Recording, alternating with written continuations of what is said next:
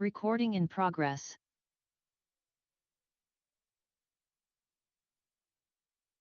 Are you good? We good? Okay, great. All right, I call to order the March Ways and Means Committee meeting. Roll call, please. Here. Alderman Gould. Here. Alderman Shelton. Here. Alderwoman Tice. Here. All members present. Great. Item 2 on the agenda is approval or amendment of the agenda. Does anyone have any changes? All right, seeing none, that'll be approved by acclamation. Item 3 is a report of committee chair and alderman. I have no report. Alderman Gould. No report. Alderman Shelton. No report. Alderwoman Tice. No report. All right. Item 4 on the agenda is the city administrator's report. 4A is the investment report. Is Brad's Brad online to Mm-hmm. take us through that? Brad, we see you up there. Can you hear us okay? We'll give you the floor when you're ready. I'm here. I can hear you. Do you want me to hop on now? Yep. Okay. You guys are efficient today. Okay. So each month we talk about the earnings in each of the various bond reserve fund, project funds, and general fund accounts that we hold for you guys. It's pretty cool. You know, we can't pat ourselves on the back too much. Interest rates have helped us. But as of yesterday, your total interest earnings in all of the accounts that you have is about $2,201,070. This is up $60,000 from last month, which was up 66,000 from the month before and 47 from the month before that. We're averaging now about $60,000 a month in interest earnings.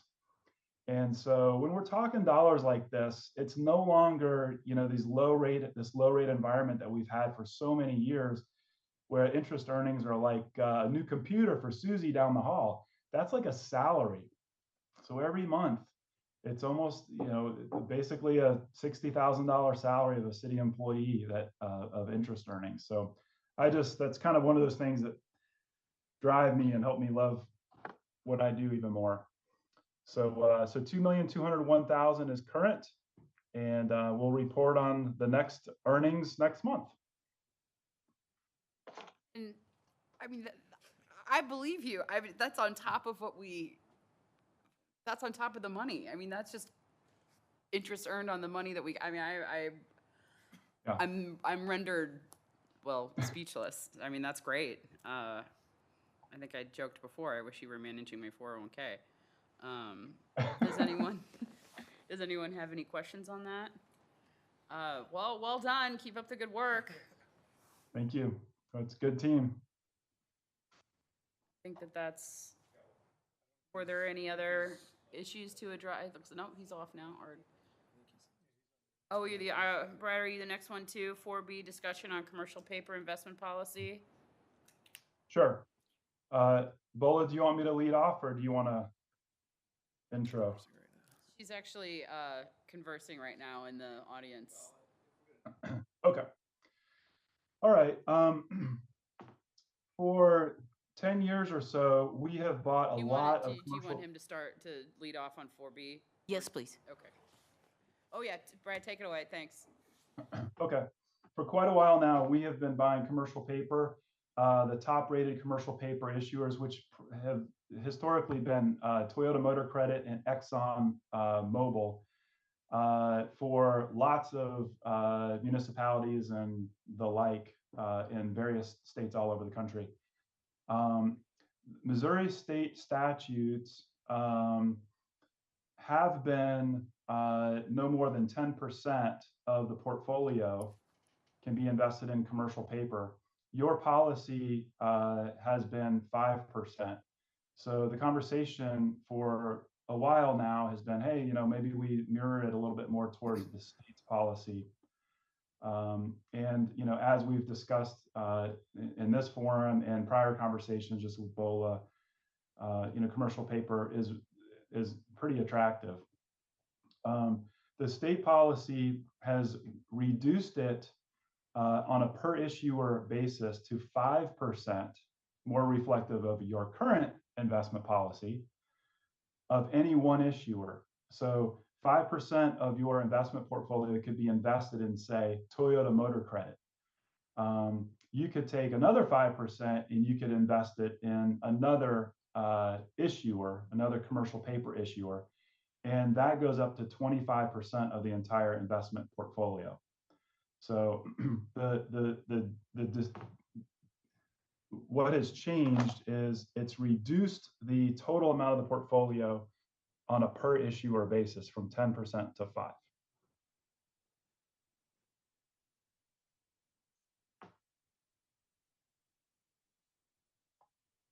I think it was Alderman Lockmiller at the board meeting that suggested that maybe we look at changing the policy to increase it. Because, and maybe Brad can speak to that, there's a greater potential for greater earnings with commercial paper. Is that accurate? That's Brad? right. So that would be the reason why it's just as risky as any of the other investment instruments that we invest in. However, I shared in my in board docs, I really couldn't find any of our neighboring cities that invest even to the degree of what we currently do. So I have nothing on that. So I had to go national to some of these other, I'm a member of the Government Finance Officers Association, so I posted the question there, hence the gentleman from Hartford, Connecticut, and I think Hawaii, who responded.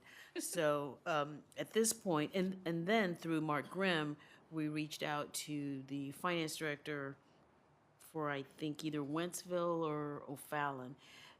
And so at this point, we're recommending we just keep what we have, at least until maybe we have a finance director who can then more actively engage with Brad and manage it. Right now, it's really just me and Brad, and Gina has some limited oversight over that. So I would recommend we not do anything at this time. Does anyone have any questions on that? I think that sounds like that's a recommendation I agree with at this time. I guess we can revisit it. Yeah, I mean, I think that it raises some interesting opportunities, but at the same time, I really would hate to stretch our current staff thin and then create a situation where we have some risk or something that doesn't align with our policy. So I think waiting until we have that position filled and then reevaluating is the prudent thing to do. Do you need any further comment from us? Brad, was there anything else on that topic that you had? I don't think so. I just wanted to report back the changes in the investment policy, the state policy. And if at some point, like Bolo was saying, you guys want to look at this and keep the 5%, but increase it to a total of maybe some increment up to or 25% of the total portfolio, it would just need to be in, for example, 5 different top-rated commercial paper issuing institutions. It just couldn't exceed 5% of the total portfolio in each issuer. But that's something we can look into at a later date. Okay, great. And, Thank and you. honestly, Toyota is the only top-rated commercial paper issuer available. That is a really good yield. The only other one that I'm aware of that is top-rated is Exxon, and their yield doesn't even really compete with a treasury. So this doesn't even really hurt you too much now, the fact that we have to stay within that 5% per issuer. It's just down the road, if there are other commercial paper issuers that maybe get upgraded and are now the top rated that are giving a very competitive yield to Toyota, then we may want to really take another look at it. Okay, great. Well, thank you very much. You're welcome. Thank you all. I guess if there's nothing else on that one, we'll go on to item 4 4C on the agenda, which is the 2022 audit timeline. I have no update at this time. We're proceeding as scheduled. Okay. Income and financial statements. We close the month, the 11th and the 12th day of the following month, which would be March. So we haven't closed February yet, so I do not have an income statement, nor do I have a financial statement, so we will present that at the next meeting. Okay. I'm not seeing that there are any items on department report. Item 6 is the consent agenda, which is approval of the minutes. Hold on. Motion to approve the consent. Okay. Motion and a second to approve. Do we need to vote on that? Or all those in favor say aye? Voice vote, Aye. it's fine. Great, those stand approved. All right, there's no old business. Item 8A is new business on the pension plan amendment. Who's got that? So, you noticed me talking. I decided to ask Kelly, is Michael online? And she was like, no, were we supposed to invite him? So I forgot to invite Michael. So Michael is not here, and I was talking with the officer. What's his name? Oh, Okay. it's coming, Neither yeah. here nor there. I was talking to the officer, and he said he could introduce it, but the level of detail that it required, we would need Michael Lane, the pension plan attorney, to present that.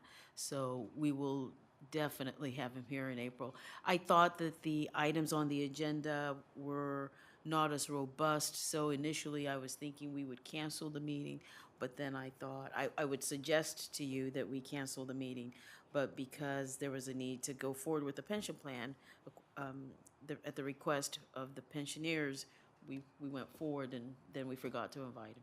So, April. Okay. Are there any citizen comments for this compelling March Ways and Means Committee meeting? They're not. All right.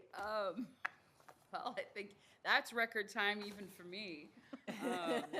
So. But I should say to you all, given the report from Brad, I hope you are starting to look at the amount of money that we're starting to collect, that there are no designated uses for. I'm not suggesting that all of a sudden you all decide to spend them all, but maybe later this summer, when the board has a workshop to decide, well, what's our vision for the next 5 years, 3 years, you begin to consider even the budget. You talk to Dan. We attend Coffee with the Mayor. We hear that there are some residential streets that we could stand to improve. There are more in the commercial area that we could also address. And, stormwater is an issue. Or are there other significant capital projects? But typically, fund balance shouldn't be used for ongoing expense. They should be used for one-time expenses. But if you look at this, you look at the economic development, sales tax, we're starting to amass a significant amount that's growing, which is great. And thankfully, you all directed Brad to start investing this. So there's, I think, out of all of that 2 million, maybe a little over 1.7 is from the 2019 proceeds. So it could fund some good projects based on the board's vision. So I just wanted to put that out there so you start to think about that.